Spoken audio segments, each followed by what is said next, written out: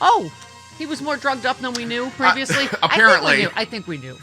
I think we knew. I think going into, what do they call them? K-holes? Well, he carried a box of various drugs with him everywhere he went. I think Mike Myers downplayed it on SNL. Yeah. You could tell, you could see the spirals in his the eyes. ketamine canaries, the gears turning. Yeah. Oh, we have ketamine canaries in there, just birds. Birds chirping. Yeah, there you go. You could tell he was looking at something the rest of us couldn't see. This explains a lot, because everything he would do, we'd be like, is he high? Yeah. Like, yes. Yeah, on everything. Yes. Computer says yeah. Right? This is like an Elvis list. Right. Oh, there they are. The ketamine canaries live in the K-hole. Okay. You missed that on the radio, but that's me looking around like Elon, because he would. Okay. Yes, he was also using drugs far more intensely than previously known. Okay.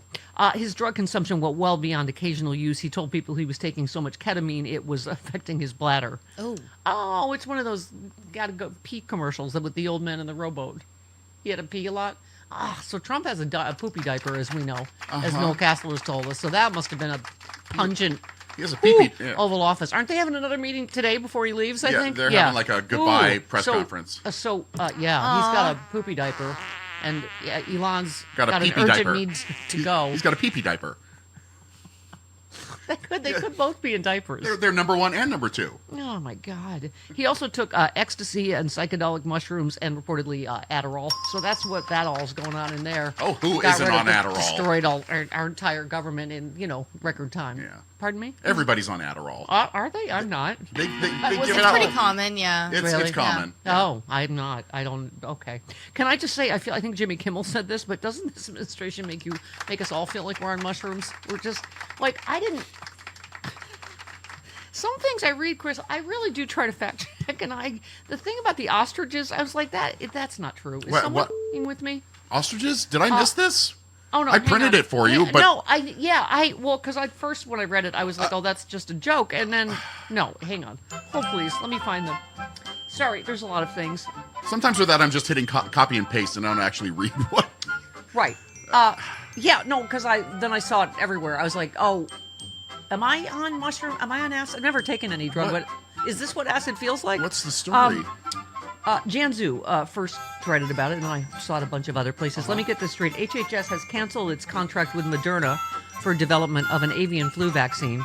At the same time, Dr. Oz and the Brainworm Gang want to bring 700 bird flu-exposed ostriches from Canada to live on Dr. Oz's 700-acre farm in Florida. Did I get that right? Apparently that is true. And don't you feel like, is that... It's always Florida. Yeah. Exactly. Oh, here's a liberal helper suggestion, because we're helpers. Okay. Ross said it's time for RFK Jr. to do a coast-to-coast tour of chicken farms where he handles the birds and their manure, eats uncooked poultry. That should give the brainworm some company, as well as dispel the need to develop a bird flu vaccine. Isn't that next after your poop water swimming tour? Swimming through a mountain of chicken poop? Yes. Okay. Oh, by the way, his is it the Maha report? The Maha report, as it turns out, was written by Dr. Furrier, Hoffar. by Dr. Hoffar, who is an AI. HFF. Wow. What a surprise that this report is total bull. They think it was written by AI. It cites a bunch of studies that don't exist. Yeah. The Washington Post ran it through an AI detector, and they found a whole bunch of areas where it was written by AI. Wait, hang on a second. Or where's the Caroline Levitt one? Or she says it was formatting issues. Oh, girl.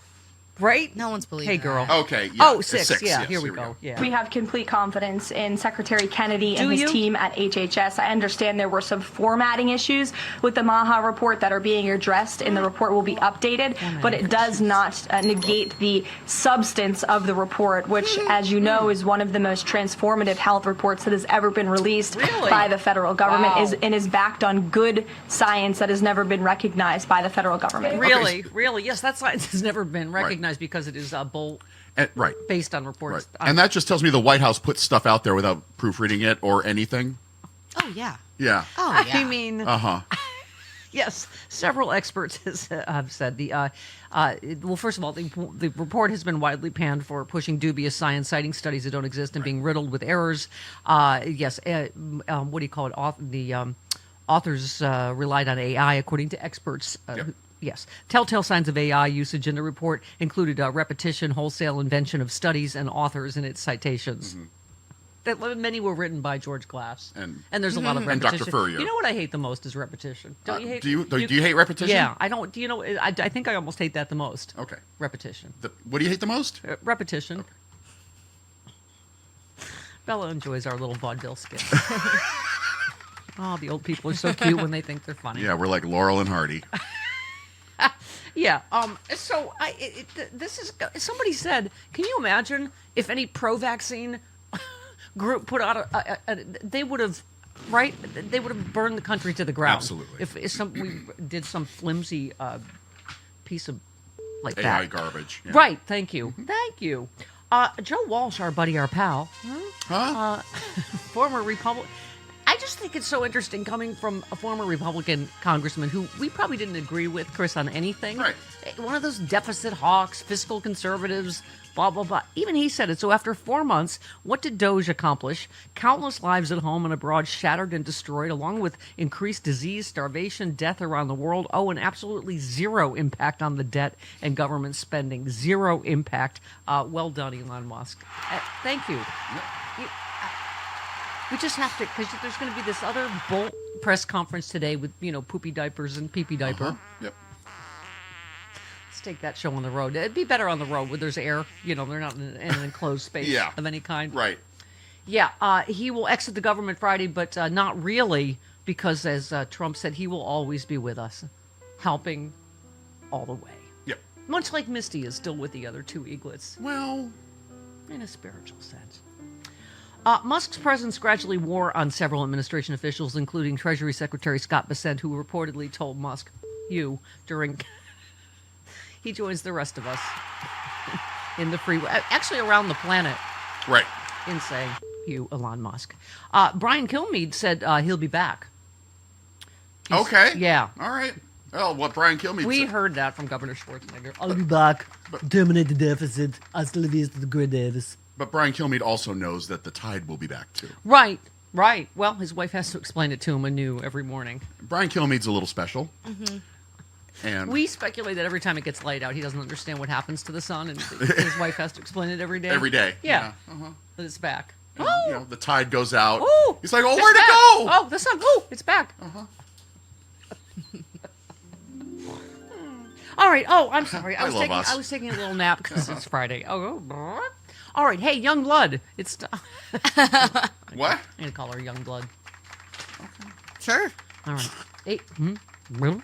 Oh, Chris. Somebody tweeted about we're gonna drag Bella with us because it's it's almost it's summer technically, isn't it? Just about. Oh, the toys that killed us is... Yes, Yeah. dangerous 70s toys. Somebody tweeted about clackers, and we're going to go down that rabbit hole. Our parents didn't like us and tried routinely to kill us, Bella, in the 70s. You ever heard of jarts? No. Oh, yeah.